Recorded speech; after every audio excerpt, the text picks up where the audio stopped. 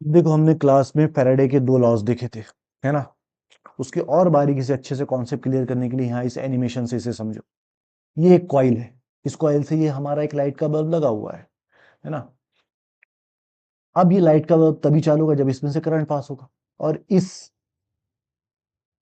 Coil में से current तभी पास होगा जब इस कॉइल में कोई बैटरी लगी होगी, ईएमएफ लगा होगा, कुछ 5 वोल्ट 6 वोल्ट की बैटरी लगी होगी, तब करंट पास होगा। करंट पास होगा तो ये लाइट बल्ब चलेगा, और यहाँ वोल्टेज बताएगा हमको कितना करंट पास हो रहा है वगैरह।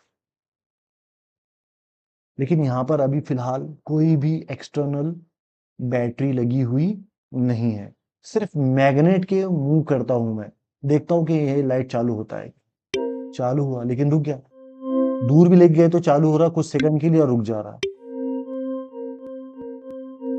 है।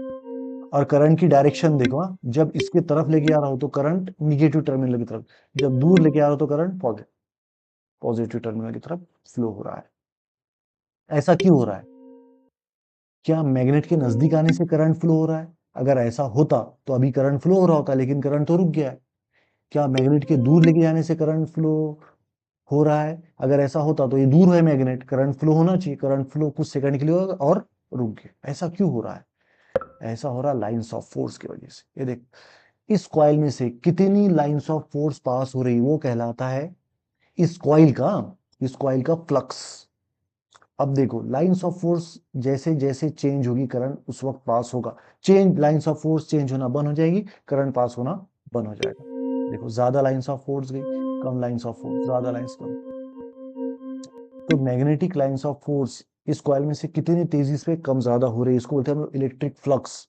इलेक्ट्रिक फ्लक्स कितनी तेजी से चेंज हो रहा है, और ज्यादा तेजी से चेंज करो तो करंट और ज्यादा तेजी से कम ज्यादा हो रहा है।